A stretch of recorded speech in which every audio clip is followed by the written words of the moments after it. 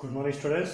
Today we will discuss about the law of refractions. जैसे हम refraction के case में लॉ पढ़े थे उसी तरह से हम ये करेंगे लॉ ऑफ रिफ्रैक्शंस के केस में पढ़ेंगे। ठीक है, what are the different laws of the refractions. जैसे हमने पीछे टॉपिक में पढ़ा रिफ्रैक्टिव इंडेक्स के बारे में पढ़ा, ठीक है, कुछ एक लाइट की बेंडिंग होने के बारे में पढ़ा, उसके बारे में, ठीक है। तो उन सभी को हमने कंसाइज करके एक लॉ बनाया हुआ है। ठीक है, तो पहला लॉ देखो यहाँ पे क्या बोला गया है, whenever the light goes from, क्या बोला गया, whenever the light goes from the one medium to another medium. जैसे कि हम पहले कर रहे थे, एक हम डेंसर मीडियम ले रहे थे, ये डेंसर मीडियम और ये रेयर मीडियम मान लेते हैं, और ये नॉर्मल है। तो रे ऑफ लाइट जैसे ही यहाँ से इस तरफ एंटर करेगी तो क्या होता है, रे ऑफ लाइट क्या बोला गया, whenever the light goes from one medium to another medium, ये वन मीडियम है और ये दूसरा मीडियम है, the frequency of the light does not change. Frequency जो होती है वो चेंज नहीं होती है, क्या नहीं होती है change, frequency does not change. However, the velocity and the wavelength of the light changes. ठीक है, जबकि velocity and wavelength दोनों की लाइन जो वो चेंज हो जाती है। ठीक है, तो यहाँ पे फर्स्ट लॉ ऑफ रिफ्रैक्शन आप लोगों ने क्या याद रखना है, whenever the light goes from the one medium to another medium, rare medium से डेंसर मीडियम मान लेते हैं कि जब भी लाइट जो है रेयर मीडियम से डेंसर मीडियम की तरफ एंटर करती है तो फ्रीक्वेंसी जो वो चेंज नहीं होगी, जबकि वेलोसिटी और वेवलेंथ जो वो दोनों की दोनों इसमें चेंज हो जा रही हैं। अगर वेवलेंथ चेंज हो रही है तो इसका मतलब इसके जो कलर होता है वो भी क्या हो जाएगा, वो चेंज हो जाएगा, क्योंकि colour is associated with that of the wavelength of the light. Clear हो ये बात। और दूसरा लॉ ऑफ रिफ्रैक्शन का सेकंड बात, सेकंड लॉ क्या बोलता है, द इंसिडेंट रे। ये हम लोगों ने पहले ही पढ़ा हुआ है रिफ्लेक्शन के केस में, क्या बोला गया है, incident ray, reflected ray and normal both are lies in the same plane. अब देखो सेम प्लेन, प्लेन का मतलब क्या होता है, in which we have the X and Y axis. ठीक है, अब देखो ये मेरे पास एक डेंसर मीडियम का है और ये रेयर मीडियम है और ये मेरे पास नॉर्मल ड्रॉ किया। ठीक है, और ये इंसिडेंट रे आ रही है मेरे पास, मान लो ये इंसिडेंट रे है और ये रिफ्लेक्टेड रे है। अगर मैं एक प्लेन ड्रॉ करता हूँ, मतलब एक्स एक्सिस और वाई एक्सिस का एक प्लेन मैंने ड्रॉ किया, इसको एक्स एक्सिस मान लेता हूँ, इसको वाई एक्सिस मान लेता हूँ, तो मैं सारी की सारी वैल्यूज जो है यहाँ से कैलकुलेट कर सकता हूँ एक्स और वाई एक्सिस प्लेन में ही। तो मतलब ये तीनों की तीनों रेस जो हैं, ये नॉर्मल और ये क्या है, इंसिडेंट रे, इंसिडेंट रे, और ये क्या है, रिफ्रैक्टेड रे, रिफ्रैक्टेड रे। ये सारे के सारे बोलते हैं एक ही प्लेन के अंदर राइज कर रहे हैं। ठीक है, तो ये सारा प्लेन एक ही तो है, एक्स और वाई एक्सिस का कॉम्बिनेशन जो होता है उसको हम क्या बोलते हैं, प्लेन बोलते हैं। और इन्हीं दो एक्सिस के हेल्प से इनकी हम पूरी की पूरी डिटेल बता सकते हैं, मतलब इनकी प्रोजेक्शन हम कंप्लीटली बता सकते हैं। That's why it is called as the incident ray, refracted ray and the normal both are lies in the same plane. यानी एक ही प्लेन के अंदर हम सारी डिटेल को बता सकते हैं इसकी। ठीक है, third one is the important one. ये जो आपका थर्ड आपका लॉ है, law of refraction, that is the important one. What is the third law, the product of refractive index. Refractive index को हम किससे रिप्रेजेंट करते हैं, एन से, and sine of angle of the incident, same वही बात। ठीक है, ये मेरे पास डेंसर मीडियम, ये रेयर मीडियम और ये नॉर्मल, ये इंसिडेंट रेस, और ये क्या बनाया है नॉर्मल के साथ, इंसिडेंट एंगल। ठीक है, क्या बोला गया है, the product of the refractive index and sine of angle of incident, sine of angle of incident at a point, ये पॉइंट यहाँ पे दोनों मिलेंगे। ठीक है, और द मीडियम इज कांस्टेंट। तो इसको हम मैथमेटिकली कैसे लिखेंगे, the refractive angle sine of the angle of incidence will be equal to the constant, एक मीडियम के लिए। ठीक है, मतलब ये सारी की सारी वैल्यू जो वो कांस्टेंट ही रहती है। इसका मतलब क्या होता है, इसको अगर मैं ऐसे लिखते हैं, n is directly proportional to the 1 upon sine of incident. इसका मतलब क्या होता है, अगर रिफ्लेक्टिव इंडेक्स जो है वो इंक्रीज करता है तो साइन ऑफ एंगल की वैल्यू क्या होगी, कम होगी, या इसका ऑपोजिट ले लेते हैं। ठीक है, इससे आप बेटर समझोगे, sine of incident means inversely proportional to the 1 upon n। ठीक है, दोनों में से किसी एक को भी अंडरस्टैंड करते हो। अगर साइन ऑफ एंगल आप कम करते हो तो रिफ्रैक्टिव इंडेक्स की वैल्यू क्या होती जाएगी, बढ़ती चली जाएगी, मतलब रिफ्रैक्टिव इंडेक्स क्या होगा, इसलिए ज्यादा होता चला जाएगा ये। ठीक है, और साइन ऑफ एंगल की वैल्यू अगर ज्यादा बढ़ाओगे तो रिफ्रैक्टिव इंडेक्स की वैल्यू क्या होती जाएगी, कम होती चली जाएगी। अब इसी कंसेप्ट को हम दो मीडियम के लिए भी लिखते हैं। ये तो मैंने सिंपल एक मीडियम के लिए लिखा, इसी को हम दो मीडियम के लिए लिखते हैं। मान लो मैं रेयर और डेंसर मीडियम दोनों को इंक्लूड कर रहा हूँ इसके अंदर, तो यहाँ पे एक रिफ्लेक्टेड एंगल भी आएगा। ठीक है, तो इसको हम इस तरीके से लिखते हैं। ठीक है, sine refractive index sine of incident, तो रिफ्रैक्टिव इंडेक्स 1 मान लेता हूँ। ठीक है, रेयर मीडियम जो है और दूसरा दूसरे को मान लेता हूँ 2 साइन ऑफ रिफ्रैक्टिव।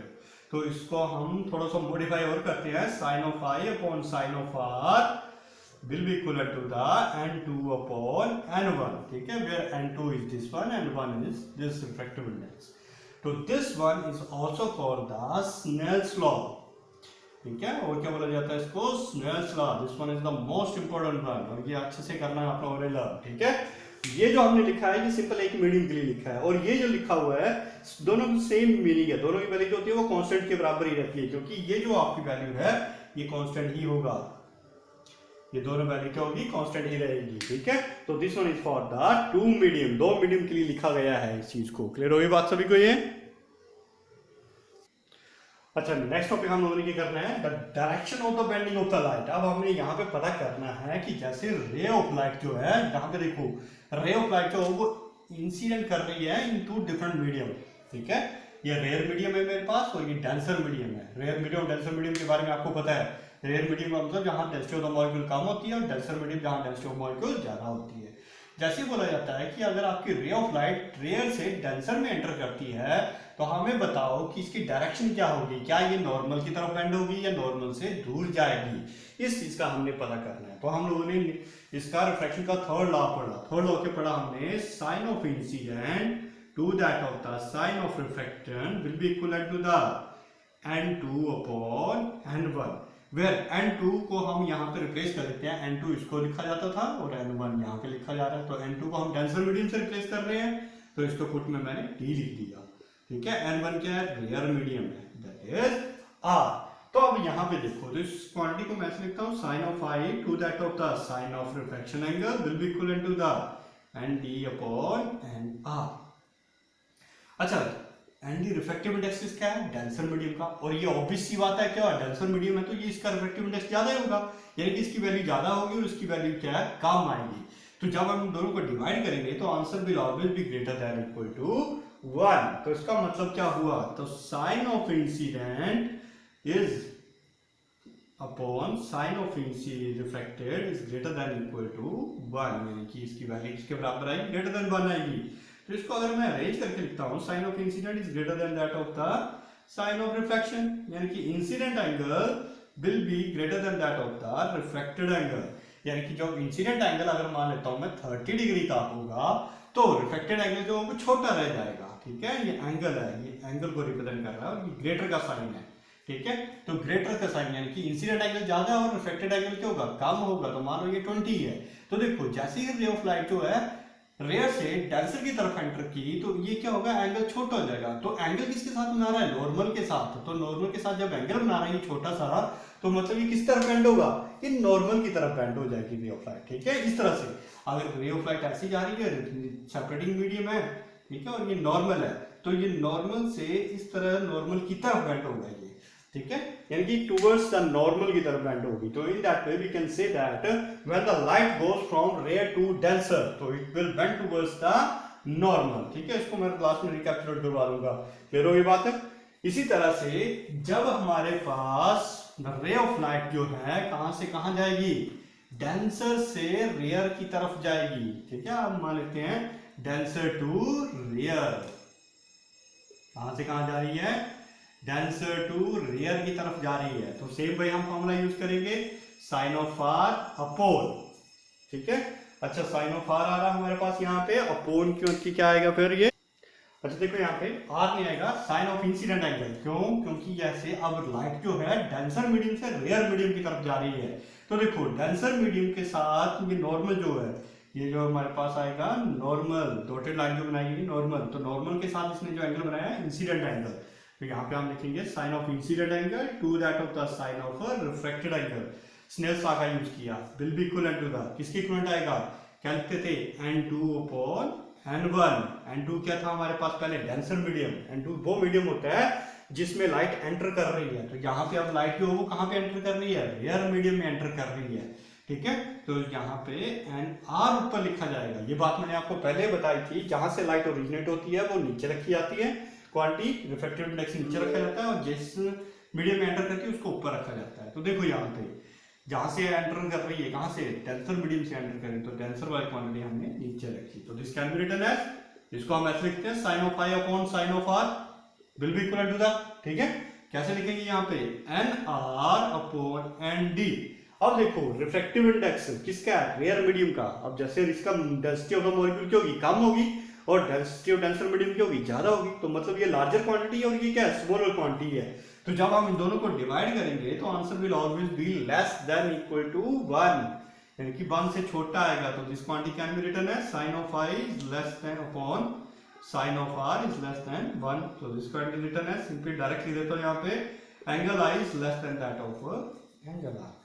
यानी कि अगर आपका इंसिडेंट एंगल 30 डिग्री का है इसके अंदर, तो ये बाहर जो होगा रेयर मीडियम में ये 30 का नहीं होगा, 30 से ज्यादा बनेगा। तो ज्यादा कैसे बनेगा, जब ये इस नॉर्मल से दूर जाएगा तब ये ज्यादा बनाएगा एंगल। मान लो ये 60 डिग्री का एंगल बना रहा है, ठीक है।